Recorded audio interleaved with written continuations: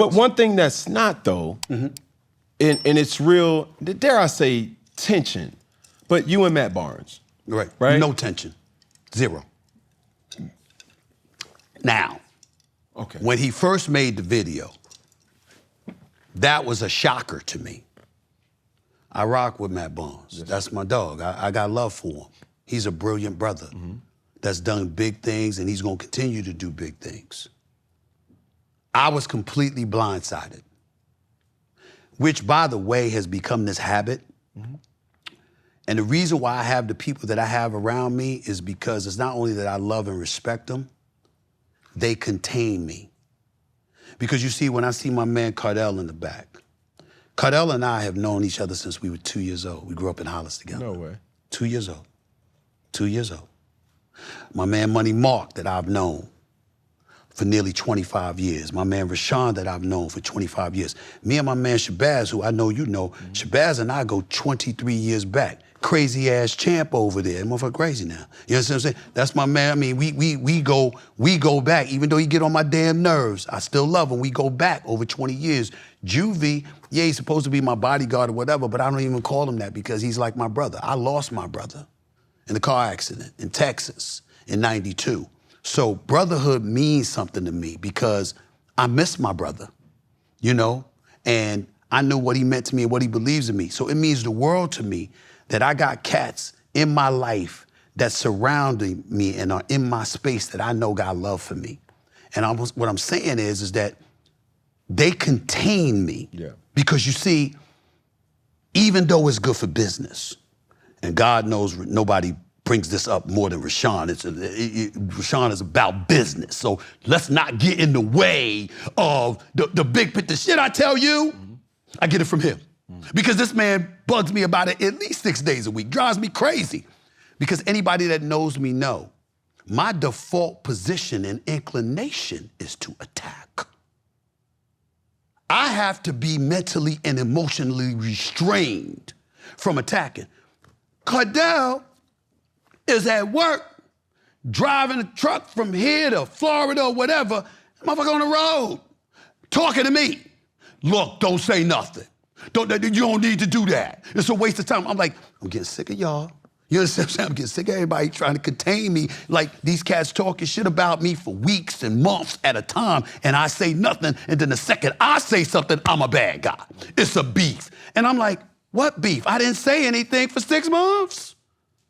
All these times, I'll give you a perfect example. I don't mean to bring them up, but I don't mind because I will always have a soft spot in my heart for a guy like Kwame Brown because I know I victimized him.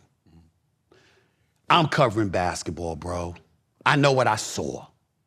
I didn't know that when I'm going off about it, it's gonna still be a meme 17 years later. I didn't know that. So to see people rehashing old stuff from 2007 or 2005 or 2004, I feel bad. I don't want to do that. So when he spews his hatred at me, I get it. I say nothing. But the one time I did, bro, I can't tell you who because they don't want their names mentioned, but they were all Hall of Famers. All Hall of Famers or present superstars. Nah, Stephen A., nah, you can't do that. Nah, Stephen A., don't go at him like that. I'm like, the motherfucker was crucifying me for 6 weeks. Where were y'all? And they say, nah, but you. And they let me know that they hold me to a different standard. And truth be told, Cam, if you really, really think about it, and you are completely honest, somebody talking shit about you, it may mean nothing to you. If I did it, it might hurt you. Because you expect more from me. You look at me differently than you might look at the typical cat. And because of that, there's an expectation that comes with it. I'm saying that's applicable to all of us. When you cultivate relationships and you get to know somebody, there's an expectation that comes with that. Matt Barnes is somebody I consider to be brilliant. You want all the smoke you go off your podcast. And because I said something about LeBron's comments about Memphis, I didn't disrespect him, I didn't denigrate him, I just said, yo, it's 63.5% black. NBA team leaves Memphis, what's that gonna do for the local economy? You can't be on a golf course with a bunch of white boys flippantly talking about how they need to lose their team and it needs to move to Nashville. That'll have a very devastating effect on the local economy. And you gotta be sensitive to that. And that was an excuse for Matt Barnes to bring up Jasmine Crockett, Representative Jasmine Crockett, or former Vice President Kamala Harris, or Serena Williams. Like, what? Really? So I'm looking at it, and then you gonna utter the word tap dancing when it come to me? I work in corporate America. Fine. I've been blessed and fortunate to venture out. What did I tell you? Ask Shannon what I told him. Ask RC what I told them. Y'all are in blessed positions because y'all were athletes at the highest level who generated a source of revenue for yourself that came attached with a level of independence that networks don't have to attach to you, and as a result, they can't handcuff you. I was a journalist. I walked into the industry handcuffed. Do you know that if this interview had occurred last April of 2025, instead of April from 2026, I would not have been able to sit here with you without ESPN's permission? I'm 58. I was 57. We didn't have that freedom. You sign on, you're an employee. You are subjected to employee rights. You got all types of morals clauses and all of this other stuff that came with it. Anything that they deduced was harmful and detrimental to the brand could cost you your job. Because if there's something that you said or do that they're not aligned with, you're well, it's not so much that they align with, but ultimately they're deducing what is detrimental and harmful to their brand. Correct. As an employee across the board, no matter what industry you're in, most people other than athletes have to deal with that. Why do you think they resent y'all so much? You ever wonder why people are looking at athletes and they got this attitude, y'all unappreciative, you take this for granted, you know, y'all always are leaning on the money. Oh, people out there are jealous because they gotta work a 9 to 5 and they don't make the money that we make. That's true, but that's not the only reason. The other reason is the freedom you have. Because as an athlete, there's a level of independence that you get to exercise, in your case, and Shannon and others, outside of the NFL, where once the season's over, you could go out there and you could do your thing, and you're not strapped and handcuffed the way an employee is.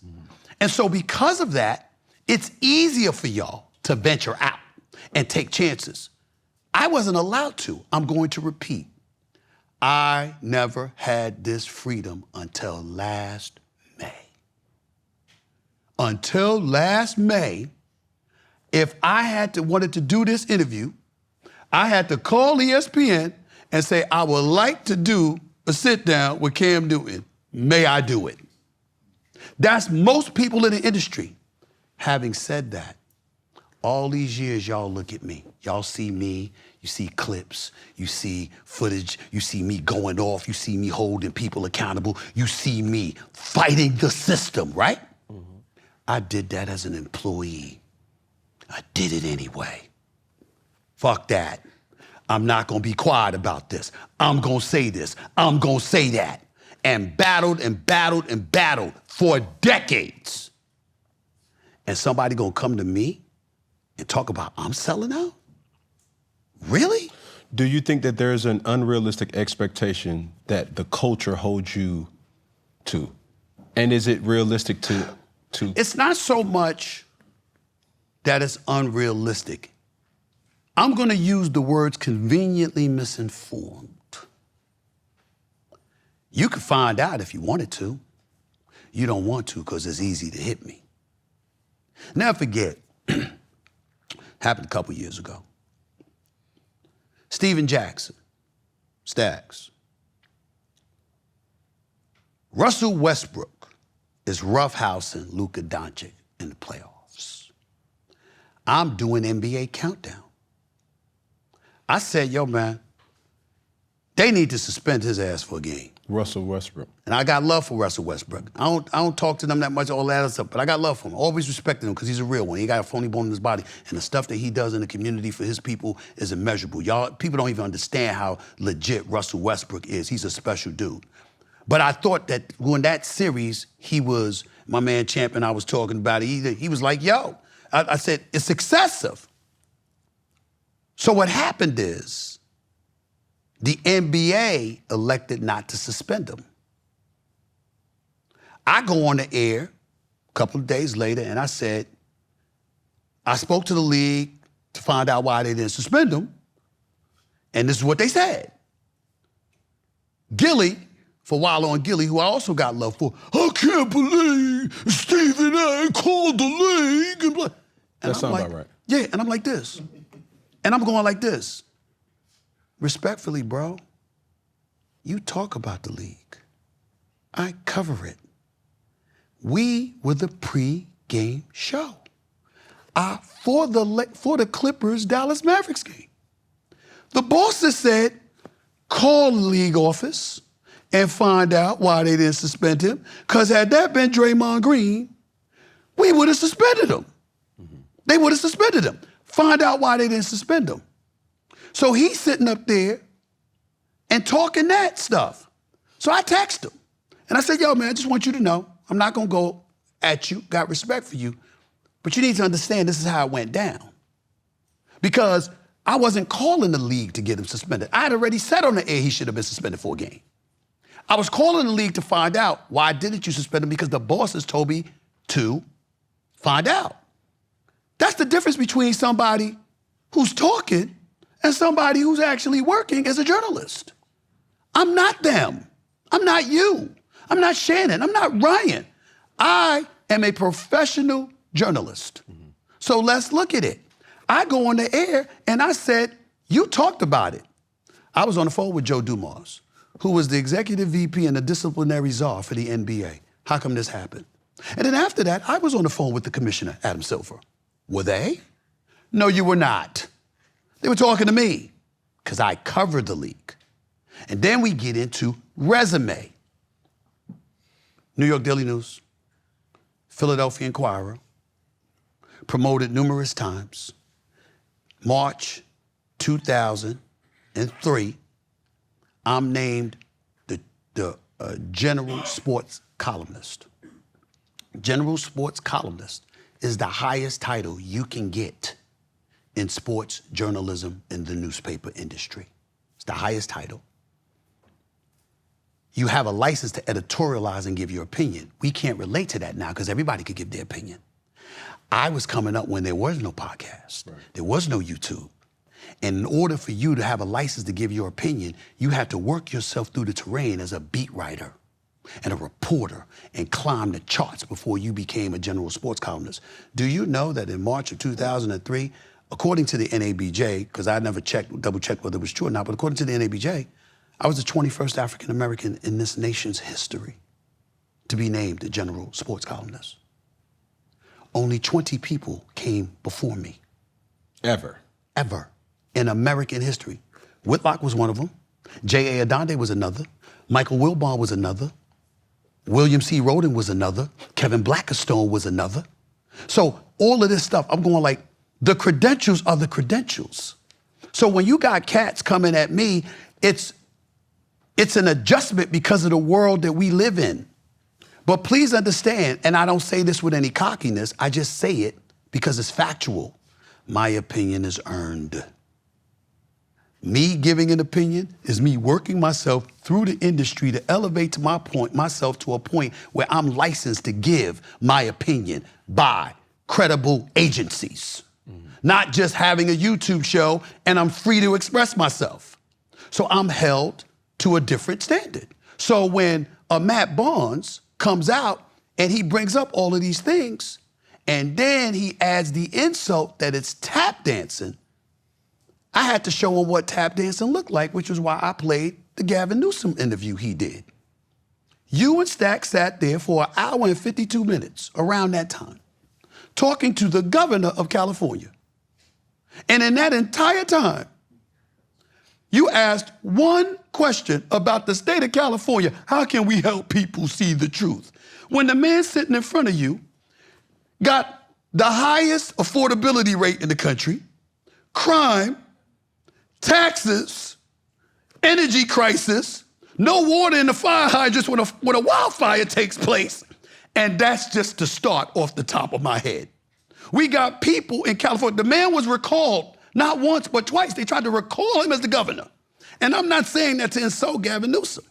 I understand that he deserves our respect, and I'm not here for that. Right. I'm simply making the point. You have the governor of California in front of your face for nearly 2 hours, and they have millions of people in the state that have a real problem with how he's governing. Mm-hmm. And he's sitting in front of you.